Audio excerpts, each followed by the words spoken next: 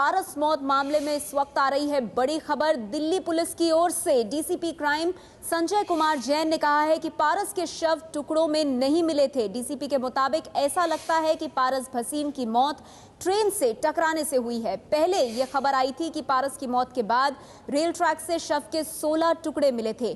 अब पुलिस ने इससे इनकार कर दिया है। तो पुलिस ने साफ किया है कि ट्रेन से टक्कर होने की वजह से पारस की मौत हुई है और उसके शव के 16 टुकड़े नहीं मिले हैं। मैं आपको सूचना देना चाहूंगा कि कुछ चैनल्स में ये खबर चल रही है कि डिसीज्ड पारस भसीन की डेड बॉडी 16 टुकड़े कर रेलवे लाइन पर फेंकी गई थी। इस बारे में बहुत क्लियर है कि उसकी डेड बॉडी पर जो इंजरीज थी वो क्रश इंजरी है, जो रनिंग ट्रेन के इंपैक्ट की वजह से हुई है। उसकी बॉडी कोई चॉप ऑफ करके काट के नहीं फेंकी गई है।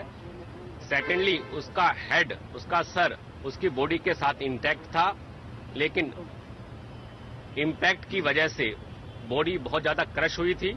इसलिए जब ऑटोप्सी की गई तो उसका हेड इंटैक्ट वहां बॉडी के साथ ही था।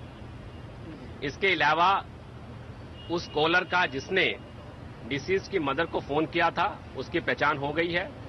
वो एक पासर बाय लड़का था जिसने मौके पर पहुंचकर देखा कि एक डेड बॉडी पड़ी है और उसके पास एक पर्स पड़ा है। पर्स में एक विजिटिंग कार्ड था और उस विजिटिंग कार्ड के नंबर पर उसने फोन किया यह जानकारी देने के लिए कि एक डेड बॉडी पड़ी है जिसके पर्स में ये नंबर मिला है, ताकि इस बॉडी के बारे में सूचना मिल सके और उसकी पहचान हो सके।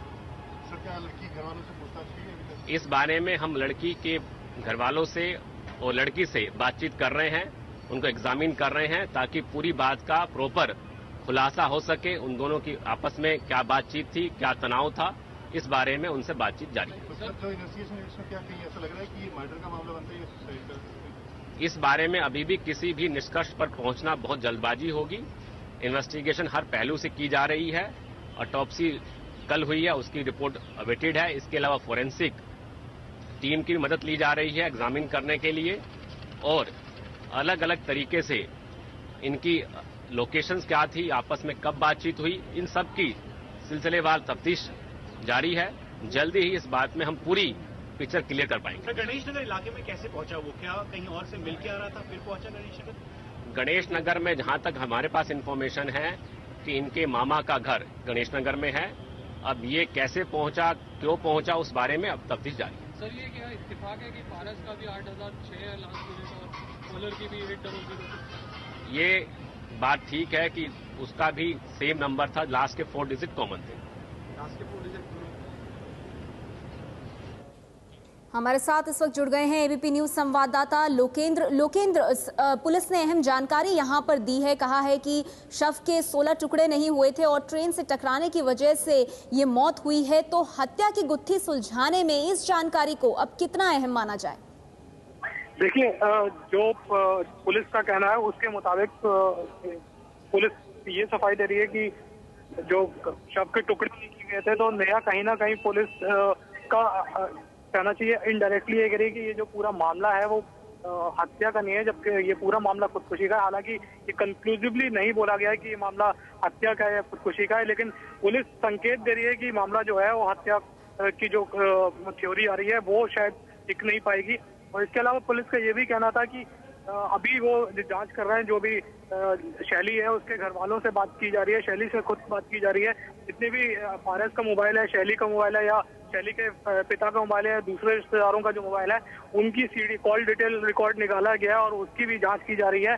जो चश्मदीद था जिसने कॉल किया था पारस की मां को और बताया था कि ये पारस की डेथ हो चुकी है, उससे भी पुलिस ने पूछताछ करी, लेकिन पुलिस ने एक तरह से उसे क्लीन चिट दे दिया, क्योंकि पुलिस का साफ कहना है कि एक पासरबाई था, उससे एक विजिटिंग कार्ड मिला पारस के पर्स में और उसके बाद उसने इत्तला पारस की मां को दी। तो कुल मिला के अभी जो लग रहा है, जो संकेत मिल रहे हैं नया, वो यही मिल रहे हैं कि ये जो मामला है वो शायद पुलिस ये मानती है कि खुदकुशी का ही है, ना कि हत्या का है।